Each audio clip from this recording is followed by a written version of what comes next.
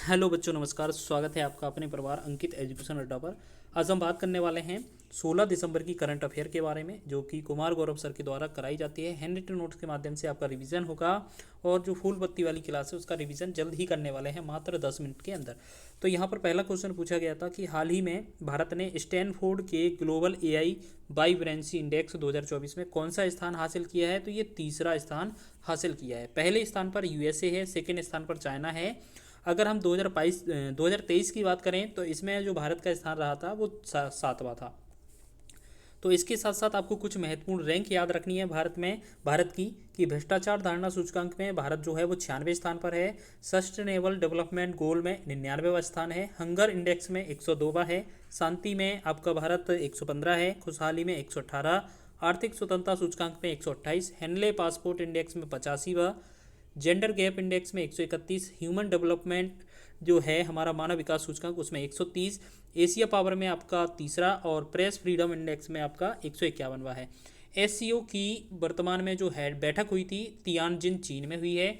मैत्री अभ्यास जो है मेघालय में हुआ था, भारत और थाईलैंड के बीच अभ्यास हुआ था। चलिए सेकंड क्वेश्चन की बात करेंगे तो हाल ही में कनाडा के आर्टन कैपिटल के पासपोर्ट इंडेक्स में भारत को कौन सा स्थान मिला है? तो ये 67वां स्थान मिला है। और यहाँ पर ये मिस्टेक लिख गया है, ठीक है। यहाँ पर 74 के आसपास होना चाहिए, ठीक है। तो आप इसको हटा दीजिए, ठीक है। 67 जो स्थान मिला है, ठीक है। आर्टन कैपिटल जो कंपनी है वो कनाडा की है। यह जो रैंक जारी करती है इसमें जो यूएई है इसे पहला स्थान मिला है। लगातार ये 7वें साल भी पहले स्थान पर रहा है। और अफगानिस्तान इसमें 94वें स्थान पर है। अच्छा, इसमें होता क्या है कि इसमें जो किस देश का जो पासपोर्ट है कितना पावरफुल है, और यह जो यूएई है 179 देश में वीज़ा फ्री एंट्री कर सकता है।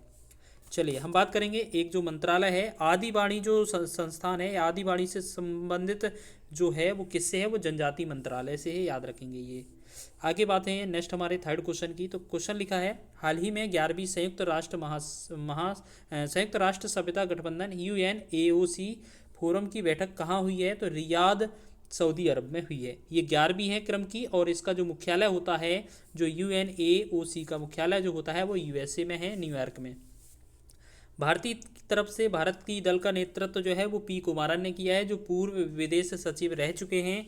वर्तमान में इसकी थीम क्या रखी गई है? तो मानवता के लिए संवाद के 2 दशक इसकी थीम रखी गई है, क्योंकि लगभग इसके 20 वर्ष होने वाले हैं। इसे 2005 में लॉन्च किया गया था और अभी 2025 है, तो इस बार लगभग 20 साल हो चुके हैं इसे, तो इस वजह से 2 दशक इसकी थीम रखी गई है।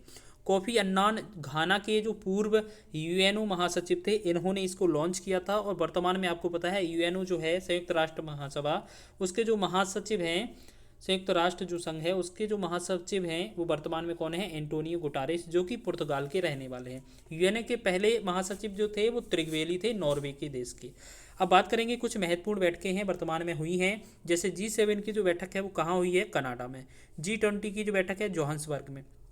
ब्रिक्स का जो सम्मेलन है वो कहाँ हुआ? ब्राजील में। आसियान की बैठक मलेशिया में हुई है। बिम्स्टेक थाईलैंड में। एससीओ तियानजिन चीन में बैठक हुई है। COP30 की बात की जाए तो बेलम ब्राजील में। IUCN की हाल ही में जो बैठक हुई है वो है अबू धाबी में हुई है, ठीक है। चलिए हम बात करेंगे चौथे प्रश्न की। तो हाल ही में IEEE यहाँ ऐसे कारपोरेट पुरस्कार जीतने वाला पहला भारतीय संगठन कौन सा है? तो ये C संगठन हो गया। अब IEEE ऐसे का फुल फॉर्म क्या होता है? Institute of electrical and electronic engineering standard association इसका फुल फॉर्म होता है। इसकी जो स्थापना है वो 1884 में की गई थी और इसका जो मुख्यालय है वो आपका न्यूयॉर्क में है, अमेरिका में, ठीक है। अब C की बात की जाए तो इसकी स्थापना 1984 में हुई थी और इसका फुल फॉर्म जो होता है वो centre for development of telematics. और बात करेंगे ये स्वदेशी टेलीकॉम क्रांति को बढ़ावा देगा इसके क्षेत्र में। और ये 4G 5G जो टेक्निक थी, ये 4G 5G सिस्टम था, वो इसी से आया था, ठीक है। ग्लोबल सिक्योरिटी क्वांटम के क्षेत्र में ये बढ़ावा देगा। ग्लोबल सिक्योरिटी और क्वांटम के क्षेत्र में इसको बढ़ावा मिलने वाला है। चलिए हम बात करेंगे पांचवें क्वेश्चन की। पांचवा क्वेश्चन है हमारा, हाल ही में भारत के मुख्य सूचना आयुक्त के पद पर किसने शपथ ली है? तो ये हो जाएंगे राजकुमार गोयल, वर्तमान में बने हैं। तो बात करेंगे ये इन्होंने किसका स्थान लिया है? तो हीरा लाल सामरिया का स्थान लिया है। इसकी जो नियुक्ति है कैसे होती है? तो एक समिति के द्वारा होती है और राष्ट्रपति के द्वारा नियुक्त किए जाते हैं। मतलब ये समिति में जो टोटल सदस्य होते हैं वो कितने होते हैं? 3 सदस्य होते हैं। इसमें एक खुद पीएम होते हैं, दूसरा एक कैबिनेट मंत्री होते हैं और तीसरा एक लोकसभा का जो विपक्ष का नेता होता है वो होता है। ठीक है, और इसमें याद रखना, इसमें रीअपॉइंटमेंट का प्रावधान नहीं है, दोबारा नियुक्त नहीं किए जा सकते हैं। ठीक है, अगर हम बात करें सूचना आयुक्त, तो यहाँ सूचना आयुक्त सूचना से रिलेटेड एक एक्ट आया था, RTI, right to information act 2005 में आया था। ठीक है, और ये बात करें 12 अक्टूबर 2005 में। ठीक है, तो राइट टू इन्फॉर्मेशन एक्ट 2005 का है, याद रखेंगे। चलिए आगे बात कर लेते हैं कुछ महत्वपूर्ण पॉइंट बीजेपी से रिलेटेड। तो आपको याद रखना है बीजेपी जो है इसकी जो स्थापना 1980 में की गई थी। इसके जो नए कार्यकारी राष्ट्रीय अध्यक्ष नियुक्त किए गए हैं वो है नितिन नवीन, जो कि बिहार के एमएलए हैं बांकीपुर से, और इन्होंने किसका स्थान लिया है? तो जेपी नड्डा का स्थान लिया है। यूपी में वर्तमान में बात की जाए तो बीजेपी के नए अध्यक्ष कौन है? तो पंकज चौधरी हैं। एक और नाम याद रखना, संगीता बरुआ का, इनका नाम है प्रेस क्लब ऑफ इंडिया, जो कि 1950 में इसकी 85 में इसकी स्थापना होती है और ये पहली महिला प्रमुख बनी है। नेक्स्ट छठवा क्वेश्चन है कि हाल ही में किस राज्य की पोंडारू खादी को जीआई टैग मिला है? तो ये आंध्र प्रदेश इसका आंसर हो जाएगा। इसके साथ साथ आंध्र प्रदेश में तिरुपति लड्डू और कलमकारी को भी जीआई टैग मिल चुका है। अब वर्तमान में सीजीए की बात की जाए तो टीसीए कल्याणी हैं वर्तमान में, और सीएजी की बात की जाए तो संजय मूर्ति हैं। ठीक है, चलिए नेक्स्ट क्वेश्चन की बात करेंगे। 7वें क्वेश्चन की लिखा है, हाल ही में केंद्र सरकार ने जो महात्मा गांधी नरेगा योजना का नाम है वो क्या रखने की घोषणा की है? मनरेगा का नाम।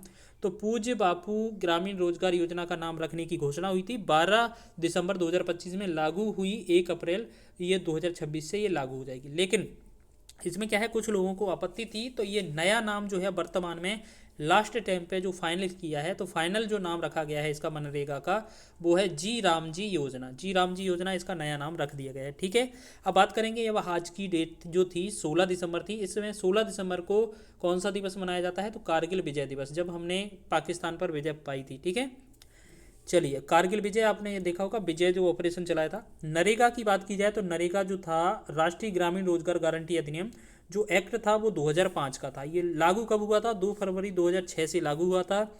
फिर इसमें क्या हुआ इसमें थोड़ा परिवर्तन किया गया 2 अक्टूबर 2009 को, यानी कि गांधी जयंती 2 अक्टूबर को होती है, उसी दिन क्या हुआ इसमें महात्मा गांधी और नरेगा के साथ महात्मा गांधी को ऐड किया गया। यानी कि हर इसमें महात्मा गांधी नाम पहले आएगा कि महात्मा गांधी ग्रामीण रोजगार गारंटी अधिनियम। ठीक है, तो इस तरीके से ये क्या है, ये इसमें महात्मा गांधी नाम जोड़ा गया था 2 अक्टूबर 2009 को। तो अब बात करेंगे इसमें 100 दिन का वर्क जो है वो गारंटी की योजना इसमें बनाई गई थी, ये एक्ट था। लेकिन अब जो नया प्रावधान है उसमें 125 डे का जो वर्क है वो गारंटी देता है। ठीक है, और प्रति जो मजदूरी है वो 240 रुपये पर डे की मजदूरी इसमें बताई गई है। अब भारतीय पहल की बात की जाए, ये किसने लॉन्च किया है? तो एपीडा ने। प्रतिभा सेतु पोर्टल यूपीएससी ने। भारत का पहला स्वदेशी माइक्रो प्रोसेसर कौन सा है? तो विक्रम 32 है। आगे हमारा 8वां क्वेश्चन है, लिखा है हाल ही में आर्टिफिशियल इंटेलिजेंस के आर्किटेक्ट्स को 2025 का पर्सन ऑफ द ईयर किसे चुना है? तो टाइम मैगजीन को। इनमें से कुछ महत्वपूर्ण लोग हैं जो एआई से रिलेटेड हैं, जैसे सैम आल्टमैन, तो ये ओपन एआई से रिलेटेड हैं। इन्होंने 2022 में चैट जीपीटी लॉन्च किया था। एनवीडिया की बात की जाए तो इनके सीईओ हैं जेनसेन हुआंग। मेटा की बात की जाए तो मार्क जुकरबर्ग इसके हेड हैं। मेटा का मतलब है एफबी, इंस्टा और व्हाट्सएप। एक्स ये लिखा है, इसका मतलब होता है ट्विटर। ट्विटर के जो हेड हैं कौन है? Elon Musk. इन चारों लोगों का नाम याद रखना महत्वपूर्ण है। अब लैंगिक समानता के लिए मानद राजदूत हैं वो कौन नियुक्त किए गए हैं? कीर्ति सनन। जीएसटी रेट जो वर्तमान में है वो क्या है? 5%, 18%, 40%, ये वर्तमान में है, जो पहले अलग थी। ठीक है, अब क्वेश्चन नंबर 9 की बात करें तो हाल ही में भारत सरकार ने किस देश के साथ फार्माकोपिया सहयोग को मजबूत करने के लिए एमओयू किया है? इसका मतलब क्या है? समझौता किया है। तो ये लाइबेरिया देश हो जाएगा, ये अफ्रीका महाद्वीप में पड़ता है। अगर बात की जाए फार्माकोपिया जो सहयोग संगठन है इसकी बात की जाए, ये क्या है? फार्मेसी से रिलेटेड है, दवाइयों से रिलेटेड है। इसका जो मुख्यालय है वो हमारे गाजियाबाद में है। इसका जो समझौता हुआ है इससे हमें क्या होने वाला है कि दवाइयों की गुणवत्ता जो है मानक पर फोकस किया जाएगा। और अगले नेक्स्ट क्वेश्चन है, मदर मेरी कम्स टू मी, ये जो संस्मरण है ये किसका है? अरुंधति रॉय का है। भारत का पहला गिद्ध संरक्षण पोर्टल कहाँ बनाया जाएगा? तो असम में। चलिए बात कर लेते हैं अंतिम प्रश्न की। तो हाल ही में किस राज्य सरकार ने मेरी योजना पोर्टल लॉन्च किया है? तो ये उत्तराखंड सरकार ने। इसमें सीएम जो है वर्तमान में कौन है? पुष्कर सिंह धामी हैं। और ये एक ऑनलाइन प्लेटफॉर्म है जिसमें केंद्र और राज्य की जो लोक कल्याणकारी योजनाएं हैं इनकी जानकारी लक्षित व्यक्ति तक पहुंचाना और साथ ही साथ उनको अच्छे तरीके से समझाना। ठीक है। अब सुजलाम भारत जो ऐप है वो किसने लॉन्च किया? तो जल शक्ति मंत्रालय ने। जो जल शक्ति मंत्रालय के जो हेड है कौन है वर्तमान में? CR पाटिल जी हैं। तो इस प्रकार ये हमारी करंट अफेयर समाप्त होती है आज की। तो मिलते हैं नेक्स्ट वीडियो में, तब तक के लिए जय हिंद।